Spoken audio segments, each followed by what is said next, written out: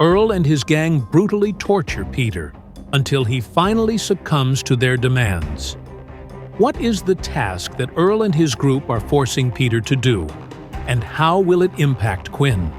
How will Quinn's understanding of Vorden's skills and experience with Power Fighter impact his own approach to training and combat?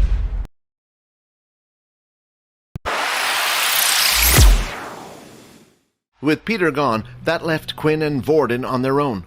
They were currently walking down the high street, which was full of clothes shops and restaurants. Students only received 10 credits a day as an allowance, but that didn't stop their parents from sending them extra money while they were in school. The richer students were free to spend and buy whatever they liked, and sadly the richer students were usually the stronger ones as well. Although the city didn't open up to any regular civilians, it was still open up to all the workers. The city was full of military personnel, but not all of them were soldiers. There were still cooks that were needed, admin staff, engineers, building workers, and even general people who would run the shop. They'd all from the military, and in return were given nice living accommodations and didn't have to worry about life on the outside world. So although they worked for the military, they weren't required to be relied on for fighting unless absolutely necessary. While the two were walking, Quinn couldn't help but think back to the fight between Vorden and Momo. "Hey, Vorden, I know you said your ability resets every day, but you never said you could wield two abilities at once," Quinn asked. "Didn't I?" Vorden said with an awkward smile. "Well, there are some in my family that can even hold 3. "Really? So how does it exactly work?" "Well, if I told you our family secrets, Quinn, you would have to become a part of our family. Either that or I'd have to kill you." For a second there was an awkward silence between the two, as Quinn wasn't sure if Vorden was joking or not.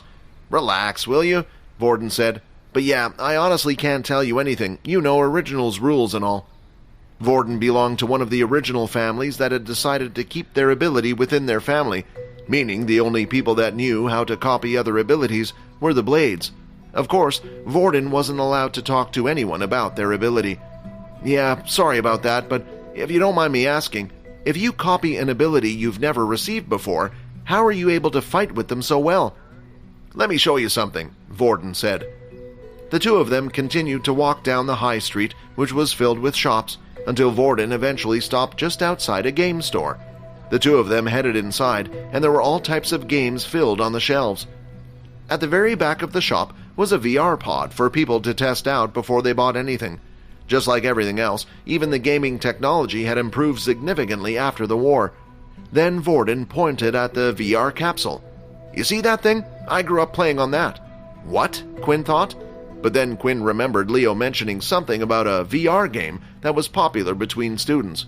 He said if he wanted to get fighting experience, it would be good if he played a certain game. Is this what he was talking about? "There's a popular game played in the outside world and within the military schools called Power Fighter. The game is simple. It gives you an open, empty room and the two of you fight until one loses. Although it sounds simple, the game itself is used to help people train. The VR capsule can record all attributes of your body. Anything you do in the real world, you can do in the game. The only thing that it can't do is record your ability." Vorden then walked up to the capsule and touched the front of the capsule where there was a round ring. A holographic display appeared with the game's setting on top. Vorden then placed his hand on the holographic display, and a notification sound was heard. "Welcome, user ID VB copy," the machine said. As Vorden logged into the game, his user ID's information could be seen, along with a dummy model of his fighter, which looked nothing like Vorden. It displayed the total number of fights Vorden had, and how many wins and losses. Although Vorden quickly went from that screen on to another, too quick for Quinn to see anything. Then, Vorden was suddenly on an ability tab. The list seemed almost endless. "Wait, I thought you said the game couldn't record your ability," Quinn asked.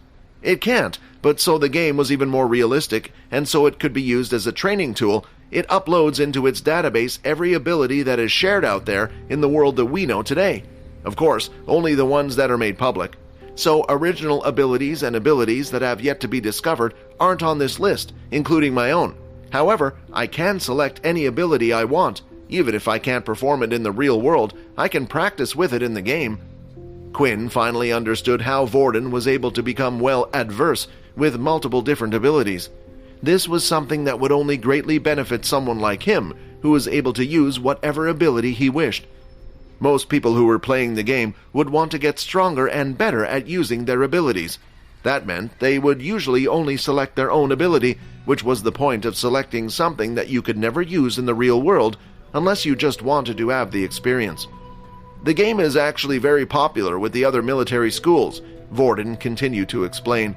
So much so that the military has designed its own servers so it only connects to other schools, but you can also just play with the outside world as well. Before you enter the game, you can even input your power level. This way it will match you with those people around the same level. People can lie about their level, but those types of people will never get better at fighting, bullying those weaker than them all the time. Quinn then walked up to the capsule and started to inspect it. It sounded amazing and was exactly what Quinn needed. This way he was able to practice against other students without others realizing it was him. Then, when Quinn lifted up the tag on it, there were more zeros on the thing than he had ever seen before. There was no way he could afford such a thing. Maybe some of the other students who could be sent credits from their family, but not Quinn. Vorden started to laugh. "Don't worry about it. You don't need to buy one yourself. The academy has a room full of them." "Really? Come on, let's head back and give it a go." The sun was starting to set outside, so it was just the right time for Vorden and Quinn to head back to the academy, and when they did, they immediately went over to the VR room. Just like the capsule in the shop, it was a room filled with rows and rows containing capsules, and off to the side was a small shop and counter where students were able to buy snacks and refreshments. The room was currently packed with students, just as Vorden and Leo had said. The game was incredibly popular. Looking at the excitement in the students' eyes and faces, Quinn started to feel upset. It felt like there was a world he never got to experience growing up just because he was poor. The two of them went up to the front counter that was stationed next to the small cafe.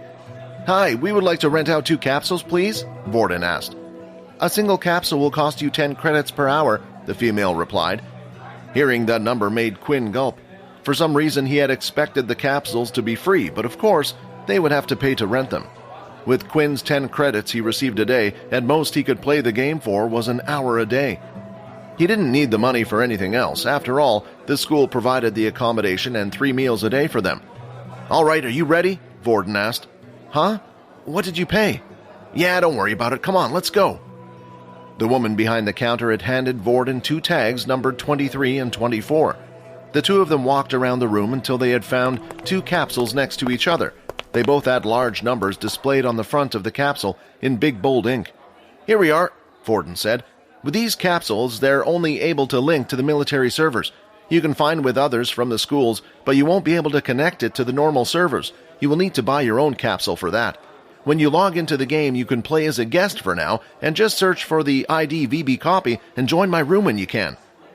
With that, the two of them slowly climbed into the VR capsule. When the machine sensed they were both comfortably inside, the capsule lid slowly started to close in on both of them. Then, before they realized it, their minds were completely transported to another space. Quinn was now in a large, empty white room. There were no walls in sight, and it looked like the room was endless. Suddenly, a screen appeared in front of him. "Welcome to Power Fighter. What would you like to do? Log in, register, play as guest." As Vorden had suggested for now, Quinn decided to play as a guest. Then he went on through the system and started to search for Vorden's gamer ID.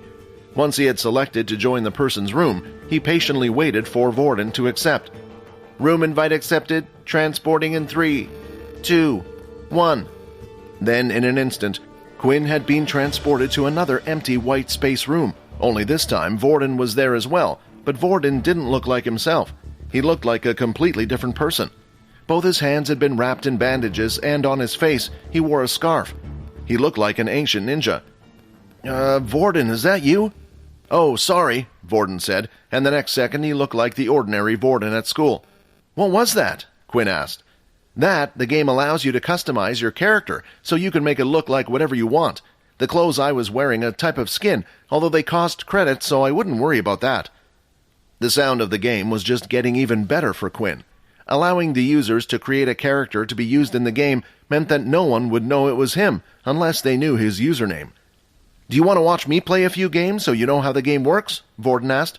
"Sure." Vorden then created a party where Quinn was able to spectate. Suddenly, in the white space, 4 stands appeared forming an arena-like shape, and Quinn was teleported to the seating area in one of the stands. The game tried its best even for spectators to make it feel like the real thing. Once Quinn was comfortably seated, Vorden went to search for a match. Vorden selected the power level of 2. This way, he would only be matched up with level 2s. There was also a quick match option where it would match you with anyone who had selected the same option regardless of power level. The ability he currently had his character set to was Earth. He chose this because Vorden himself had been trying to learn the Earth ability better, so that way when Peter got stronger with it, Vorden would be able to help him use it. When an opponent was found, he too was teleported into space where Vorden stood. The two of them started out on the opposite side of the room, then Quinn could see a big countdown appear over the arena. When the countdown reaches 0, the match immediately began. Vorden was going up against another Earth user. Earth users were the most common ability to be found. The match didn't last long though, as it was clear that Vorden had the greater experience when it came to fighting. The match had only lasted a total of 5 minutes, but while watching the game, Quinn started to figure out how it worked. Above each player's head was a health bar, but there was no way to show how much health each player had.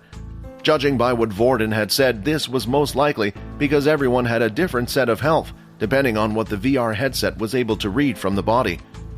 Quinn himself knew this because of his inspect skill. Every time he would look at the stats of a different person, some of them had different amounts, and that included him. The next thing he noticed was the fact that there wasn't actually any damage done to the player. When Vorden would strike or stab a person, the system would cause the player to react to these, by startling the player, but it wouldn't permanently damage the person like it would have done in real life. Similar to a game, it would treat hits on vital parts as a critical hit, but the player could continue to fight like normal as long as their HP didn't hit 0. After that, Quinn continued to watch Vorden play a few more games, and before they knew it, their time was up. Although Quinn didn't have the time to play today, he couldn't wait to try out the machine tomorrow. What hidden power is Vorden keeping from Quinn, and why can't he reveal it? How will Quinn adapt to this virtual world, and what challenges await him? Find out in the next episode. Subscribe to the Pocket FM Fantasy YouTube channel and press the bell icon for instant notifications. Check out our channel for more exciting shows.